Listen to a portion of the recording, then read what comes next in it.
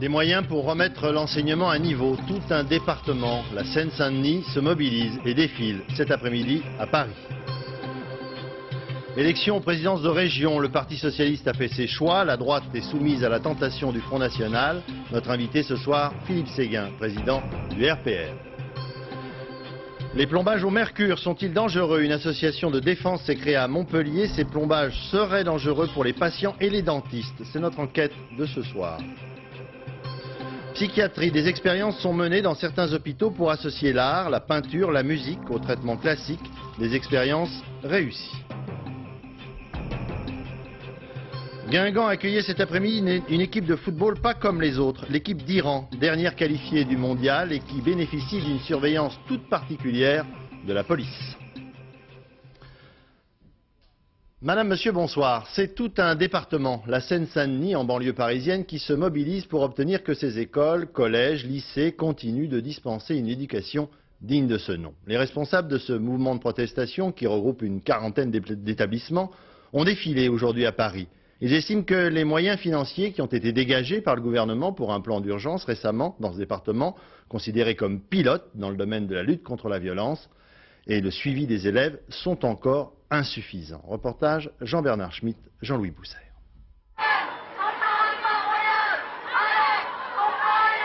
Les slogans sont désormais bien rodés. Deuxième manifestation en moins d'une semaine pour la quarantaine de collèges et lycées de Seine-Saint-Denis en grève. Au cœur du mouvement, toujours le même motif de mécontentement. Le plan de rattrapage de Claude Allègre, présenté il y a 15 jours, est jugé largement insuffisant. En Seine-Saint-Denis, on a regroupé, ou plutôt se sont regroupées des populations qui sont en difficulté sociale. Et pour pouvoir améliorer cela, il n'y a pas 36 solutions, il faut mettre plus d'argent dans la tirelire. Mais bon, le collège de Montreuil, où enseigne François Faujour, a rejoint la grève vendredi dernier. Depuis, chaque matin, une assemblée générale fait le point sur les revendications. Tous réclament le classement en zone d'éducation prioritaire de cet établissement de 560 élèves, donc plus de professeurs pour des classes moins chargées, plus de surveillants, le minimum pour améliorer la qualité d'enseignement. Il est important, il est même vital, je pourrais dire, pour nos enfants, que les établissements soient équipés de façon à ce qu'ils fassent leurs études dans de très bonnes conditions. Exemple de difficultés rencontrées, le manque de matériel et l'inadaptation de certaines salles, comme ici la classe de chimie, qui n'a pas été refaite depuis 20 ans. 2 ateliers de technologie sont fermés parce que non conformes aux normes de sécurité. À tout cela s'ajoute un climat difficile avec les élèves. Ça arrive que ça dérape physiquement, bombes lacrymogènes, jets d'objets en cours, dégradation des voitures sur le parking des profs, c'est arrivé plusieurs fois cette année. L'année dernière, le Conseil général de Seine-Saint-Denis a dépensé 250 000 francs pour ce collège. C'est insuffisant, estiment parents et professeurs, qui exigent désormais un geste de l'État. Samedi dernier, sur la ligne de banlieue Paris-Saint-Lazare-Mantes-la-Jolie, c'est une véritable horde qui a saccagé une dizaine de wagons, laissant les voyageurs tétanisés par la peur. Des renforts de police impuissants sur le moment. Depuis, un jeune homme de 19 ans a été interpellé. Sur cette ligne, les incidents sont relativement fréquents, mais ils n'avaient jamais atteint une telle ampleur. Reportage Philippe Vicerias, Diego Garcia. Sur le quai de la gare d'Andrézy, les restes du saccage. Il était 18h20 environ samedi dernier. Le train qui reliait Paris à Mantes-la-Jolie a dû s'arrêter dans cette petite gare des Yvelines. 2 agents de la police municipale qui patrouillaient ont été alertés par le bruit. Lorsqu'ils sont arrivés, stupéfaction, une centaine de jeunes étaient en train de tout détruire. J'ai trouvé le train complètement dévasté comme après une émeute, c'est-à-dire les banquettes entièrement lacérées, les barres de maintien arrachées, les portes aussi arrachées, les vitres totalement explosées. Sur le quai, d'autres jeunes par contre protégeaient les voyageurs. Les passagers ils sortaient du train tout affolés, mais avec des jeunes arabes qui les protégeaient quand même, qui les ont emmenés dans le bout du quai et qui les rassuraient. La police nationale ne serait arrivée qu'1 heure plus tard en gare d'Andrézy. Les jeunes casseurs s'étaient déjà tous enfuis. Un peu plus tôt dans l'après-midi, le train avait quitté la gare Saint-Lazare sans problème. Mais à mi-parcours, à Conflans-Fin-d'Oise, le train avait dû s'arrêter pendant 1h30 après qu'un passager a tiré le signal d'alarme. C'est là que, d'après un animateur social, les esprits se sont échauffés. La majorité de ces jeunes étaient plutôt éméchés. Ils venaient de Paris ou de Cergy. Ils avaient entre 18 et 25 ans. Aujourd'hui, un jeune de 19 ans a été interpellé à Chanteloup-les-Vignes. Chaque jour, 400 policiers et 800 agents de la SNCF sillonnent le réseau Île-de-France pour lutter contre la délinquance. Un dispositif qu'il faudra certainement renforcer, car les voyageurs sont nombreux à parler d'insécurité sur ces lignes. C'est une affaire qui remonte au mois de décembre dernier. 2 policiers de Fontainebleau avaient abattu un jeune homme qui, à bord d'une voiture, avait, selon la version officielle du moment, tenté de forcer un barrage. Aujourd'hui, une contre-expertise démontre que la thèse de la légitime défense n'est pas forcément la bonne, puisque les balles qui ont atteint la victime ont été tirées dans le dos. Les 2 policiers ont été mis en examen ce soir pour homicide involontaire. Reportage Thierry Curtet, Raymond Chaplard. La course-poursuite a fait un mort, Abdelkader, 16 ans. Au volant de sa Golf GTI, il tente d'échapper aux policiers en empruntant le bas-côté humide. C'est le 2e barrage qu'il force, mais cette fois-ci, les 2 policiers tirent. La voiture nous fonçait dessus, déclare-t-il. Mais aujourd'hui, la thèse de la légitime défense est mise à mal par l'expertise balistique. 2 des 4 coups de feu sont tirés sur le côté, depuis l'arrière. Les 2 autres alors que le véhicule s'éloigne. Abdelkader est mort d'une balle dans la nuque. Il est clair que l'ensemble des coups de feu tirés, les 4 coups de feu tirés par les policiers en cause, ont été tirés alors que le véhicule les avait dépassés et que donc, de façon assez indiscutable, il n'était plus menacé par ce véhicule si jamais il l'avait été. Il se trouvait au moment des tirs à quelle distance de la voiture? Ça dépend de la vitesse du véhicule. Ce qui est plus important que la distance, c'est leur positionnement par rapport au véhicule. Et il est établi qu'au moment où les tirs ont été effectués, ils n'étaient pas devant la voiture. Donc ils étaient probablement à entre 20 et 50 mètres sur le côté ou derrière la voiture. La mort de Kader avait provoqué de vives tensions à Damary-les-Lys. Les 2 policiers n'avaient subi aucune sanction au moment des faits. Ils viennent d'être mis en examen pour homicide involontaire. Ces 2 policiers ont demandé une contre-expertise balistique. Traite fictive, blanchiment d'argent, bref, tout un système de cavalerie financière mis au jour par une nouvelle opération de police dans le Sentier, le quartier de la Confection à Paris. La descente de ce matin, effectuée par plus de 200 inspecteurs, fait suite à une première opération qui avait eu lieu en novembre dernier. Reportage Arnaud Boutet, Jean-François Hoffmann. Peu avant 7 heures, les premières personnes interpellées sont conduites dans les locaux des affaires économiques et financières de la PJ parisienne.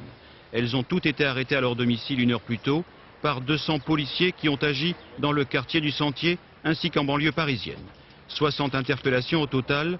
L'opération de ce matin s'inscrit dans la continuité de l'affaire d'escroquerie mise à jour il y a 4 mois dans le Sentier. À l'époque, 53 personnes avaient été mises en examen. Il est possible que tout le travail effectivement n'ait pas été effectué. On doit retrouver dans cette affaire l'intégralité des préjudices subis par les différents établissements bancaires et le travail va nécessairement continuer. Des banques victimes du système de cavalerie. Plusieurs dizaines d'entreprises de confection du Sentier ont émis des traites fictives. Des traites qui ne correspondaient à aucune livraison. La traite va être confiée à une banque qui va en payer le montant au pseudo-créancier. Et lorsqu'elle va se retourner pour être à son tour elle-même payée vers le pseudo-débiteur, celui-ci aura disparu et elle ne pourra jamais retrouver son argent. Le préjudice subi par les banques est estimé à 1 milliard de francs. La police judiciaire s'intéresserait également au blanchiment éventuel des sommes d'argent découlant de cette escroquerie. La politique avec les élections régionales avant la désignation des présidents vendredi, c'est le moment des grandes manœuvres dans les partis politiques. À gauche d'abord, les choses sont un peu plus simples qu'à droite. Il s'agit simplement, si je puis dire, de savoir si le Parti socialiste accorde quelques présidences de région à ses alliés communistes ou aux Verts. Sur place, rue de Solferino, Guylaine Chenu. Les décisions sont prises ce soir, Guylaine. Absolument, les décisions sont prises et c'était un jour important pour le Parti socialiste. Lionel Jospin est venu lui-même assister, superviser ces décisions. Un Lionel Jospin qui, vous le savez, est très attentif à l'équilibre dans la majorité plurielle. Car en effet, c'était un jour de partage au Parti socialiste, partage des présidences de région gagnables par la gauche. Alors concrètement, voilà ce que ça donne. La Picardie pour les communistes et c'est une femme qui sera candidate. Les Verts renoncent au Nord-Pas-de-Calais. Ils auront au moins une vice-présidence vice-présidences dans chaque région gagnée par la gauche et probablement 3 vice-présidences en Île-de-France. La Franche-Comté revient en mouvement des citoyens, même si cette région apparaît difficilement gagnable. Les radicaux de gauche se présenteront, eux, sans grand espoir en Corse. Ils auront par contre des postes importants dans les conseils généraux. Voilà pour le partage. Pour ce qui est de la stratégie face au Front National, la gauche ne présentera pas de candidat à la présidence d'une région si elle n'a pas la majorité relative, et cela concerne 6 régions. Voilà donc pour les décisions. Ce soir, la gauche espère toujours emporter une dizaine de présidences de région vendredi prochain, s'il n'y a pas d'accord entre la droite et le Front National. De cela, nous en parlerons dans un instant avec Philippe Séguin. Pour la droite, disons, RPR-UDF, les choses sont un peu plus complexes. Hier soir, ici même, au nom du Front National, Bruno Maigret a fait une proposition de soutien sans participation à la droite qui lui permettrait peut-être de conserver la majorité des présidences de conseil régional. À l'UDF comme au RPR, les états-majors réunis ce matin ont été on ne peut plus clairs, pas d'accord, pas d'alliance, et au parti gaulliste on ajoute même exclusion immédiate au cas où. Ce qui n'empêche pas des tentations dans plusieurs régions, la plus significative étant le Languedoc-Roussillon, dirigé par l'UDF Jacques Blanc. Reportage Françoise David, Françoise Massot. Sur les eaux du Lez, au pied de l'hôtel de région, les écoliers de Montpellier rament. Et c'est un peu le même genre de sport qui se joue depuis dimanche dans les étages supérieurs. La gauche plurielle détient la majorité relative, mais Jacques Blanc, le président UDF sortant, n'a pour autant pas renoncé et il a besoin des voix Front National. Alain Jamet confirme les termes d'un éventuel marché, baisse des impôts, politique renforcée en matière de sécurité et la signature de Jacques Blanc, aux côtés de celle de 3 élus Front National. Il faut espérer que ça va continuer et s'amplifier. Eh bien, nous serons tous les 3 signataires avec qui il voudra. Ce sont des conditions sur lesquelles il n'est pas question de revenir. C'est lui qui a en main son destin. Jacques Blanc en est bien conscient et du coup, il ne paraît pas entendre les mises en garde de l'UDF, pressant ses adhérents de ne pas céder aux sirènes du Front National. Son discours ne change pas. Pas d'accord, mais pas d'exclusion. S'il y a convergence entre le programme du Front National et le sien, ce n'est pas de son fait. S'il y a des femmes et des hommes qui pensent, en effet, qu'il faut baisser des impôts et assurer la sécurité, tant mieux. Vous savez pourtant... Tant mieux. On ne va pas nous accuser des pires mots. J'ai toujours respecté tous les élus. Je n'ai jamais cédé à la diabolisation. Je n'ai jamais fait non plus de concessions sur les principes. Donc je suis serein. Chacun se déterminera. Merci. Candidat socialiste à la présidence, Georges Frêche, le maire de Montpellier, en appelle à Philippe Séguin pour que les élus RPR ne suivent pas Jacques Blanc. Je fais plutôt confiance au RPR sur le réflexe républicain, parce que je le répète, comme M. Blanc, lui-même membre de l'UDF, il a choisi les 11 UDF élus sur un seul critère de sélection, accord pour travailler avec le Front National. Les 11 élus RPR de la région se sont réunis aujourd'hui à huis clos. En début de soirée, ils n'avaient pas fait connaître leur position. Philippe Séguin, bonsoir. Bonsoir.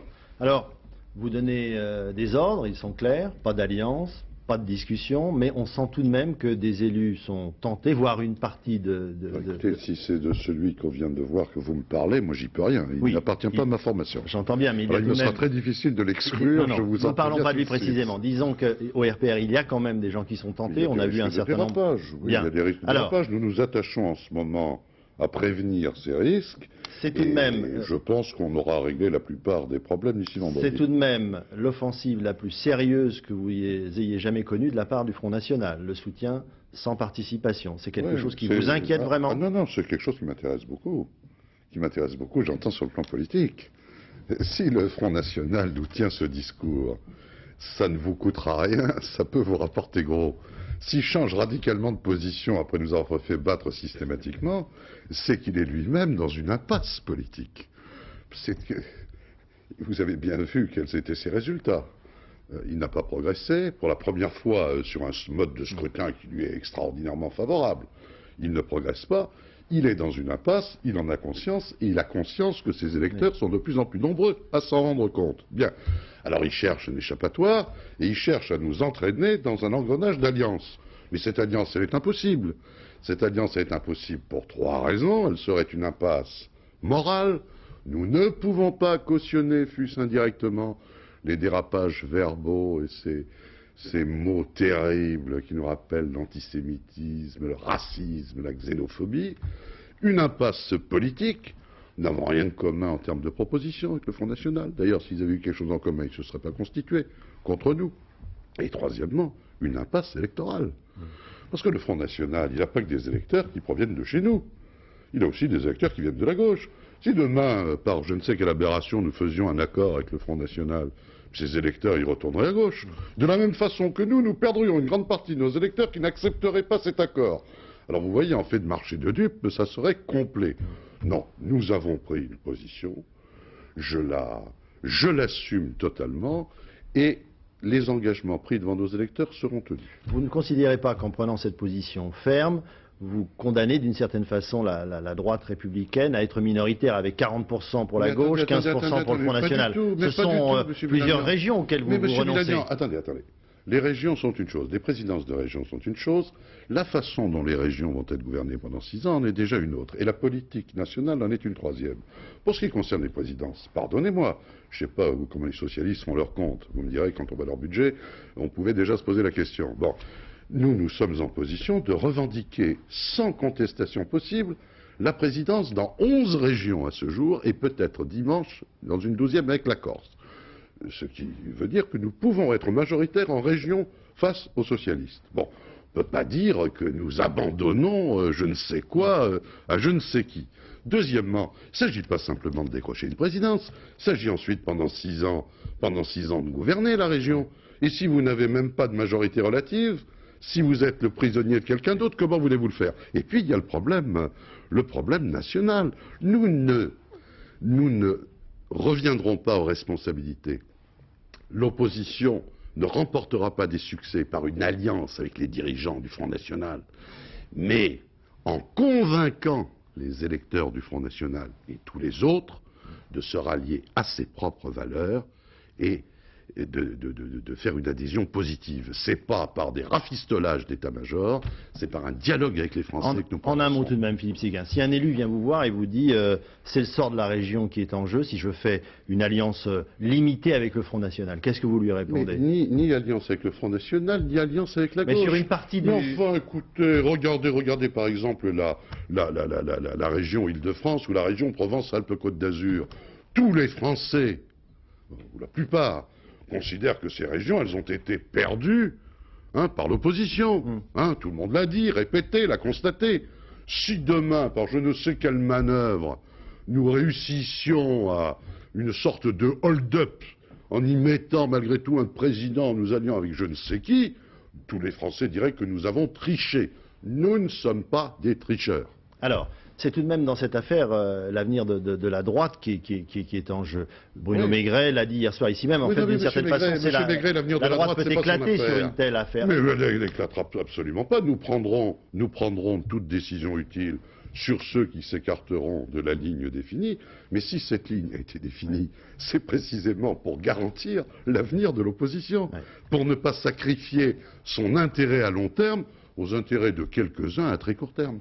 Ces positions-là, c'est la position qu'a toujours eue Jacques Chirac, avant qu'il ne soit président, depuis qu'il est président. Vous avez déjeuné avec lui ce midi. Vous en avez parlé avec lui, il vous a répété sa position? Écoutez, je n'ai pas l'habitude de répéter la teneur de mes entretiens avec le président de la République. Ce soir, je ne dérogerai pas à la règle. Mais vous me verriez beaucoup moins serein s'il y avait un quelconque problème sur ce point avec lui. Merci, Monsieur Séguin. En marge de la politique, le président du CNPF, Ernest Antoine Sellière, va rencontrer le 30 mars prochain le Premier ministre Lionel Jospin, au menu les 35 heures par semaine, un sujet sur lequel, vous savez, les deux hommes sont jusqu'à présent en complet désaccord. La santé maintenant. Les plombages dentaires au mercure sont-ils dangereux? Des études menées en Allemagne, au Canada, tendraient à le prouver. Une association s'est créée en France qui porte plainte pour empoisonnement, affirmant que ces amalgames, destinés au plombage, donc, comportent bel et bien un risque à la fois pour les patients et les dentistes. Reportage Véronique Gaglione, Pascal Ponce. Les taux autorisés, c'est noté ici, vont jusqu'à 2. Je suis intoxiqué au mercure jusqu'à une valeur de 939. Donc ce qui signifie, si vous voulez, que depuis 18 ans, je souffre d'une espèce d'empoisonnement à bas bruit, dont je ne me rends pas compte, qui empoisonne complètement mon existence. Roland Bontemps a porté plainte contre X pour empoisonnement, conseillé par le docteur Mélé. Toutes ces nausées, douleurs lancinantes et maux de tête jusqu'alors sans explication seraient selon lui dues au mercure contenu dans les amalgames dentaires, autrement dit les plombages. En moyenne, on trouve chez un tiers des porteurs d'amalgames, soit, ça fait grossièrement, pendant 12 à 15 millions de Français, plus de 50 fois ce qu'on tolère dans l'eau potable. Donc une pollution énorme de leur salive qu'ils vont boire par la suite. Le plombage dentaire contient 50% de mercure, 1 gramme lié par réaction chimique au zinc, cuivre, argent et étain. Un mélange facile à installer, durable et peu coûteux. Depuis quelques années seulement, tous les dentistes savent qu'il ne faut ni l'inhaler ni le toucher. Alors pourquoi prendre tant de précautions en manipulant l'amalgame alors que finalement vous le mettez dans la bouche? Il y a un facteur de dose et nous sommes appelés à manipuler de l'amalgame plusieurs fois par jour, tandis qu'il est rare que nous fassions tous les jours des amalgames sur le même patient. Des chercheurs canadiens ont voulu quantifier les vapeurs de mercure en bouche. Ce patient a 114 microgrammes par mètre cube d'air. Ça veut dire que s'il mange 3 repas et 3 collations par jour, il va absorber 30 microgrammes de mercure. 30 microgrammes par jour, c'est selon l'Organisation mondiale de la santé 12 fois la quantité de mercure absorbée par ailleurs dans l'eau, l'air et les aliments. On sait qu'en 10 ans, presque la moitié du mercure disparaît du plombage et se retrouve pour partie dans le cerveau, le foie, les reins ou l'intestin.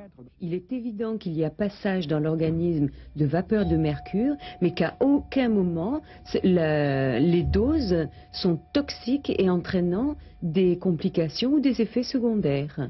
Mais comment reconnaître ces effets? Aucune étude sérieuse n'est menée en France. La Suède, le Canada, l'Allemagne et d'autres pays limitent déjà la pose d'amalgame au mercure. Les risques concernent sûrement une toute petite partie de la population. Les spécialistes recommandent donc de ne surtout pas faire enlever ces plombages n'importe où. La dépose sans précaution peut être encore plus nocive. Le 5 mars dernier, une jeune femme de 25 ans, fille d'un notaire de Labassé dans le département du Nord, disparaissait. Hier, son corps a été retrouvé enterré non loin de son domicile. Entre-temps, plusieurs personnes ont été interpellées. On parle d'une demande de rançon d'1 million, mais on dit dans le même temps que le meurtre aurait eu lieu très peu de temps après la disparition. Il y a donc beaucoup de zones d'ombre dans cette affaire. Reportage Virginie Fichet, Dominique Mas. Un bar fermé depuis le mois de décembre. Un bar, propriété de 3 des 4 suspects dans l'enlèvement et le meurtre de Caroline Legentil. Accompagnés d'un des hommes interpellés hier, les enquêteurs ont procédé toute la journée à des vérifications sur les lieux. Un endroit désert qui aurait pu abriter un moment la jeune fille. Caroline fréquentait l'établissement et connaissait bien ses propriétaires. 4 frères sans histoire, selon le voisinage. C'était des jeunes gens bien. Les 4 frères, hein? Oui, sur tous les points. Pas des éberdus, des coiffés, je ne sais pas comment, bien habillés, tout, normal. Pourtant, ce sont bien ces jeunes gens, déjà connus pour des affaires d'escroquerie, qui auraient enlevé et tué Caroline avant de l'ensevelir dans ce petit bois. Depuis une douzaine de jours, la jeune fille n'avait pas reparu à son appartement. Dans sa rue, les commerçants se souviennent d'une étudiante discrète et sympathique. Elle allait boulot et puis boulot, elle rentrait chez elle quoi. Par le week-end, elle sortait assez souvent, mais sinon en dehors de ça. Quelqu'un de normal. Quelqu'un de normal, tout à fait banal. Ce soir, 2 suspects interpellés hier, dont une femme, sont toujours en garde à vue au SRPJ de Lille.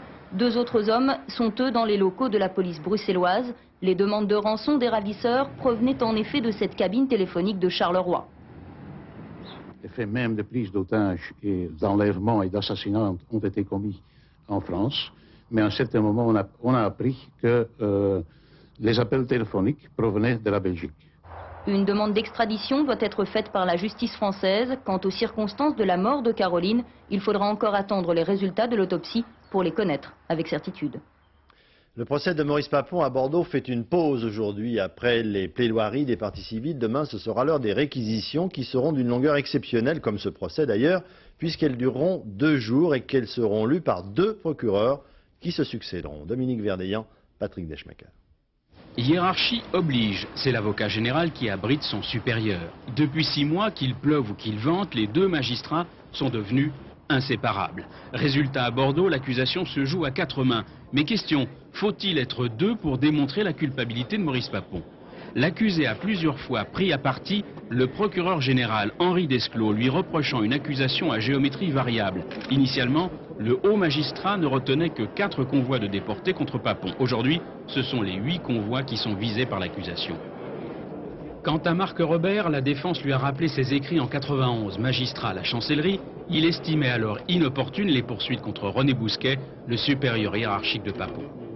Loin de Bordeaux, dans sa chambre d'hôtel, Jean-Marc Varro prépare ses 3 jours de plaidoirie. L'avocat a beaucoup lu, pris énormément de notes. Il puisera sa défense dans les contradictions, les revirements. Par exemple, sur le sauvetage des Juifs revendiqué par son client. Ce qui est intéressant dans ce problème des sauvegardes, sinon des sauvetages, c'est qu'on renverse la charge de la preuve, puisqu'on ne peut pas prouver sa complicité dans les arrestations et les déportations. On lui dit, et le procureur général lui a dit plusieurs fois, vous n'en avez pas fait autant que vous pouviez le faire, ou vous n'en avez pas fait autant que vous le dites. Pour René Panaras, dont les grands-parents ont été déportés en 1942, la défense ne peut plus retourner la situation. 1560 juifs, innocents, sortis de leur lit, sortis de l'hôpital, des enfants de quelques mois, des vieillards de l'âge de Maurice Papon. 1560, ça mérite quoi? Depuis le début du procès, rien ne sépare ces 2 hommes. Ils ont la même lecture du dossier et durant 2 jours, ils parleront d'une même voix. L'actualité internationale, à chaque jour, sa révélation dans le feuilleton Bill Clinton et les dames. La dernière accusatrice en date, Kathleen Willey, voit aujourd'hui son témoignage mis en cause pour 2 raisons. D'abord, ses souvenirs lui sont revenus quelques semaines avant la publication d'un livre sur cette affaire. Et deuxièmement, la Maison-Blanche a rendu public plusieurs lettres de Kathleen Willey, écrites après l'incident et qui sont toutes d'une très grande cordialité à l'égard du président. Reportage à Washington, Maris Burgo. Ces trèfles à 4 feuilles, emblème national irlandais, vont-ils porter chance à Bill Clinton dans ces 2 dossiers du jour? Le premier dossier concerne sa tentative de faire avancer les pourparlers de paix en Irlande. En ce jour de Saint-Patrick, il reçoit à Washington les protagonistes du conflit. Le deuxième dossier concerne une fois de plus les femmes. Les télévisions américaines diffusent aujourd'hui la première image d'archives où l'on voit le président saluant chaleureusement la fameuse Kathleen Willey. Dimanche soir, cette nouvelle venue dans le feuilleton sexuel présidentiel accusait Bill Clinton de l'avoir embrassée et caressée contre son gré. Or aujourd'hui, Robert Bennett, le désormais célèbre avocat du président, accuse cette femme de tout simplement vouloir écrire un livre. Elle serait, dit-il, en train de négocier un contrat de 300 000 $. Tout en essayant de la convaincre de faire ce livre, ses conseillers se disaient que son interview, son passage à la télévision, aiderait bien sûr à faire vendre ce livre. Des lettres envoyées par Kathleen Willey à Bill Clinton contribuent elles aussi à discréditer son témoignage. Ces mots de remerciement, d'encouragement, publiés aujourd'hui par la Maison-Blanche, montrent que l'ancienne bénévole démocrate n'avait, après 1973, aucun ressentiment à l'égard de Clinton. Le service de presse de la Maison-Blanche distribue aujourd'hui à qui les veut les 20 lettres envoyées par Kathleen Willey au président américain. Toutes ces lettres ont été envoyées après le supposé geste déplacé de Bill Clinton. Or, toutes ces lettres, sans exception, sont extrêmement aimables envers le président américain. On ne peut donc s'empêcher de s'interroger sur les raisons qui ont poussé Kathleen Willey à soudainement changer d'attitude. La Chine vient d'élire ses nouveaux députés à l'Assemblée nationale et désigner un nouveau Premier ministre pour remplacer Li Peng. Son successeur est un économiste, Zhu Rongji. Il est considéré comme le père de toutes les réformes actuelles de l'économie chinoise. Il faut savoir que dans la Chine, qui reste malgré tout communiste, les parlementaires qui ont été élus n'ont pas un véritable rôle législatif, comme chez nous, même si aujourd'hui, ils ne se contentent plus d'applaudir aux propos des dirigeants du pays. Sans aucun doute, le plus populaire de ces députés est une femme, une star internationale du cinéma, l'actrice Gong Li. Reportage à Pékin, Isabelle Bechler, Tristan Lebras. Ce n'est pas l'escalier du palais des festivals de Cannes que gravit Gong Li, c'est celui du palais du peuple de Pékin, car la comédienne est membre de la chambre consultative du Parlement chinois. C'est ma seconde législature et la 6e fois que je viens. Il n'y a pas réellement de programme. Nous venons écouter des hommes politiques, des membres spéciaux du comité, qui vont nous faire part de leur point de vue. Mais je ne sais pas encore de quoi il sera question. Faire partie de la représentation nationale pour une star, c'est un honneur qui ne se refuse pas en Chine, même s'il s'agit souvent d'assister passivement à des discours et des rapports qui ne convainquent même pas leurs auteurs. Chacun y représente sa corporation, sa famille sociale, ethnique ou géographique, par un ordre du jour connu à la dernière minute, Le véritable travail parlementaire ne relève pas des parlementaires. Il est exécuté par d'autres, au sein du parti. J'ai le sentiment de vraiment participer à la politique. Je me sens une certaine responsabilité vis-à-vis de la société. Le problème le plus sérieux, à mon avis, c'est le chômage. Pour moi, je ne fais pas de la figuration. En ce qui concerne le cinéma et la télévision, par exemple, la réforme doit faire en sorte qu'il y ait moins de censure. La démocratie n'est pas pour demain dans les deux chambres qui réunissent chaque année 6000 parlementaires chinois. Tout ce qu'on leur demande pour l'instant, c'est d'entériner le bilan des dirigeants communistes et d'élire les candidats uniques qu'on leur propose. Le Premier ministre Lionel Jospin à Genève, aujourd'hui à l'occasion du 50e anniversaire de la Commission des droits de l'homme. La France profite de cette occasion pour annoncer que ces militaires qui ont été en service en Bosnie pourront témoigner devant le tribunal international de l'Haye. Et Lionel Jospin, qui était en compagnie du secrétaire général des Nations Unies, Kofi Annan, en a profité pour dire que la France était favorable à la création d'un tribunal international contre les crimes de guerre. Retour en France, l'information, la communication ont pris une telle place dans notre société que depuis plusieurs années maintenant, l'Éducation nationale organise des semaines de la presse à l'école. Les enfants concernés sont de plus en plus jeunes. Le reportage qui va suivre, en effet, a été tourné dans une école maternelle de la région de Tourcoing, dans le Nord. Apprendre à lire avec le journal, c'est une idée. Reportage Thibaut de Barbérac. C'est quoi ça? La météo. C'est la météo. Oui. Ils ne savent pas encore lire, mais ils apprennent déjà à décrypter un journal. C'est quoi ça, Jacques Chirac? C'est le président. Des journaux, les enfants peuvent en voir tous les jours chez eux. À 4 ou 5 ans, ils savent déjà à quoi ça sert. Pour voir tout ce qui se passe quand on n'a pas vu. Pour lire, pour savoir qu'est-ce qui se passe. Maintenant, on va faire des phrases pour écrire. C'est-à-dire qu'on va commencer à préparer l'article. Une fois par semaine, ces enfants se prennent donc pour des journalistes. En dictant un article à leur institutrice, ils apprennent à faire la différence entre le langage oral et l'écrit qu'ils devront maîtriser l'année prochaine au CP. Pas toujours évident. Comment elle fait pour les loups? Oh, il va falloir que j'écrive waouh sur ma feuille. Ça va être difficile, ça.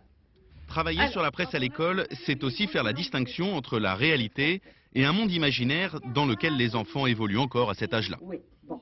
On oublie les règles de bonne conduite. De plus en plus, les enfants, avec la télé, avec la réalité virtuelle, ont du mal à faire la part du réel et de l'imaginaire. Donc, quand ils s'aperçoivent que dans le journal, on écrit une chose qui s'est réellement passée ou qui va réellement se passer, ça permet de refixer les choses. Nos jeunes reporters ont maintenant quitté la salle de rédaction pour l'imprimerie. Ici, ils apprennent à reconnaître les lettres et ils achèvent la fabrication de leur journal. Ce soir, ce n'est pas un dessin qu'ils ramèneront chez eux, mais leur premier magazine. Toute une série de conférences et colloques vont avoir lieu entre spécialistes cette semaine à l'occasion de la semaine de la psychiatrie, un domaine longtemps délaissé dans notre pays. Des expériences sont actuellement menées qui tentent d'associer avec un certain succès des traitements classiques, des thérapies, avec la création d'ateliers d'art, peinture, musique, où les malades peuvent s'exprimer et soigner en partie leur mal. Caroline Laudrin, Frédéric Bazille, reportage.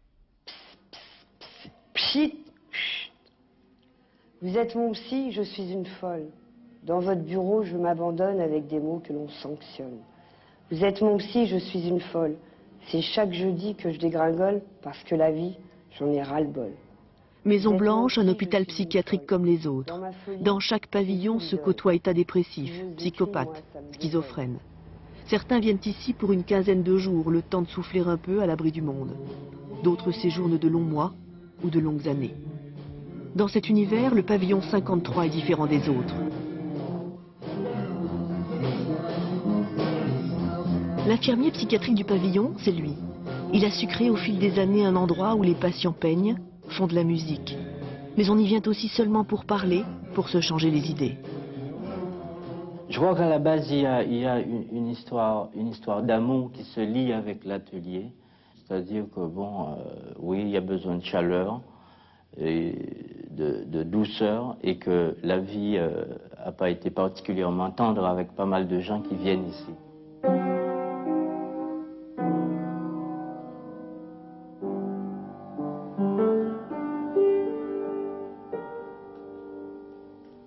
Qu'est-ce que ça vous apporte à vous de venir là? Le fait de renouer avec le passé. Pas oublier ce que j'étais. Et justement, est-ce que le piano, ça peut vous aider à vous retrouver, à redevenir tel que vous étiez avant? Oui, tout à fait.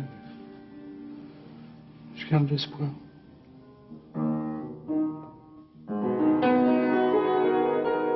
Au début, il y a 14 ans, les patients peignaient sur de vieux draps déchirés. Aujourd'hui, sur de grandes toiles, s'expriment de vrais talents. À coups de pinceau, à coups de baguette sur la batterie, ils viennent là pour se libérer, exprimer une souffrance, soulager leur peine. Inutile de chercher, cette méthode de soin-là n'est pas dans les manuels. On m'a bien appris à peindre et ça a été un plaisir aussi de peindre. J'ai rejeté un petit peu tout mon stress à travers la peinture. Et bien que je sois déprimée, ça ne transparaît pas du tout dans la peinture parce que c'est assez gai ce que je fais. On va dire, on va traiter les problèmes, même très importants, uniquement par de la peinture. Ça serait absurde. Ce sont des patients qui sont hospitalisés, qui bénéficient donc d'autres modes d'approche. C'est donc un volet supplémentaire, une possibilité supplémentaire aux soins, et non pas quelque chose qui entre en compétition avec les autres formes de prise en charge. Ça fait du bien la musique. La plus belle récompense pour l'infirmier Christian Sabas, c'est le premier sourire d'un patient. C'est pour lui le signe d'un début de communication, le premier pas vers la guérison. Et des sourires à Maison Blanche, on n'en voit pas beaucoup. Match d'entraînement pour le prochain mondial de football cet après-midi en Bretagne, à Guingamp. Un match pas tout à fait comme les autres dans la mesure où c'est l'équipe d'Iran qui était opposée à l'équipe locale. Les Iraniens sont les derniers qualifiés de la compétition et ils font également l'objet d'une surveillance toute particulière de la police. Christelle Bertrand, Marc Millet. Pour éviter le rififi au stade du Roudourou, les forces de l'ordre sont là, tout comme les photographes. Ça fait 22 ans qu'une équipe iranienne n'avait pas foulé une pelouse européenne. Pour préparer la deuxième Coupe du Monde de son histoire, l'Iran veut donc se mesurer à plusieurs équipes françaises. Premier test, Guingamp. Et si sur le terrain, les règles du jeu sont les mêmes pour tout le monde, les règles de vie des Iraniens ont bouleversé les petites habitudes du centre technique de Ploufragan. On a dû louer des réfrigérateurs et des chambres froides, des congélateurs pour entreposer toute la viande qui ne doit pas être souillée avec d'autres aliments. Ensuite, on a acheté des grands lits pour le gardien notamment et d'autres grands joueurs. On a loué des téléviseurs. La viande est bretonne, mais elle est préparée selon les règles de l'islam. En cuisine, il a aussi fallu s'adapter. Pour la cuisson de leur riz basmati, ils ont une manière de le cuire, c'est tout. Autrement, on fait ce qu'on fait d'habitude. Et ça a l'air de leur plaire, même s'ils n'ont droit ni aux crêpes ni au cidre. Depuis vendredi dernier, les 38 Iraniens de Ploufragan mangent à leur faim.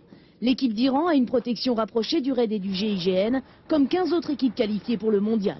Pas question donc de monter dans le bus sans que le déminage soit passé avant. Après Guingamp, les Iraniens iront à Nantes et Montpellier. D'ici là, ils auront fait certainement quelques progrès en français. Pour les amateurs de football, le Larousse sort un véritable Larousse du football sous la direction de notre confrère Eugène Sacomano. Tout savoir sur le football de A à Z. Le président délégué du PSG, Michel Denisot, remplacé à la tête du club parisien par un autre collaborateur de Canal+, Charles Bietri, jusqu'à présent chef du service des sports, et qui sera remplacé à ce poste par Michel Denisot. D'autres changements sont à venir dans l'équipe dirigeante du Paris Saint-Germain. Le cinéma maintenant, sorti cette semaine de Don Juan avec Jacques Weber et Emmanuel Béard. Une nouvelle tentative pour adapter le théâtre au cinéma, passer de la scène aux grands espaces. Reportage Stéphane Auman, Jean-Louis Bousser. Mon cœur est à toutes les belles. Don Juan aimait les femmes, passionnément, pour les séduire puis les abandonner. Si j'en avais 10 000, je les donnerais tous. Grand seigneur, méchant homme, Don Juan aime surtout la liberté. Il défie Dieu, son père et la société tout entière. Jacques Weber connaît ce rôle pour l'avoir joué tant de fois au théâtre. Au cinéma, il adapte Molière, inverse des scènes, réécrit des dialogues, fait de Don Juan, éternel révolté, un héros de western. On a besoin toujours de ces grands hors-la-loi, de cette transgression. Pour moi, c'est ça qui me touche beaucoup. C'est un homme qui n'a pas de réponse à donner au monde, mais qui n'arrête pas de le questionner. Et dans le sens qu'il le questionne, il nous dérange, et ça c'est très très bien. Donc si mon film dérange, c'est encore mieux. Ton crime ne demeurera pas impuni, le même ciel dont tu te joues me sera vengé de ta perfidie.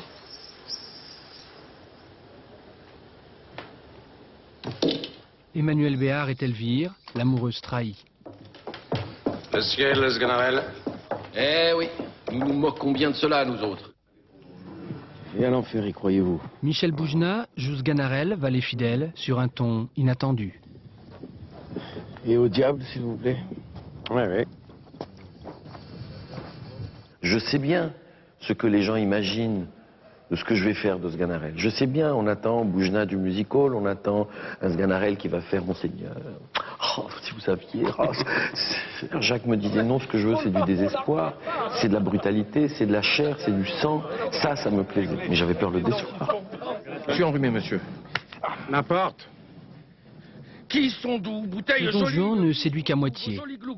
Le premier film de Jacques Weber est beau, mais l'émotion absente. Comme si les costumes, la lumière et la musique étaient incapables de rendre la magie toute simple qu'on éprouve parfois dans une salle de théâtre. Avant de nous quitter, je vous rappelle le principal titre de l'actualité de ce mardi à propos des présidences, des élections aux présidences de conseil de région. La gauche concède la Picardie au Parti communiste et des vice-présidences au Vert. Philippe Séguin, notre invité, est formel. Il n'y aura aucune compromission avec le Front National de la part du RPR et de la droite républicaine. Dans un instant, la météo, Sophie Davant, 20h55, Piège en haute mer, un très beau film avec Stephen Seagal. Demain, à 7h50, dans les 4 vérités, Françoise Laborde recevra François Hollande, premier secrétaire du Parti socialiste. Voilà, je vous souhaite une excellente soirée sur notre chaîne. Bonsoir, à demain.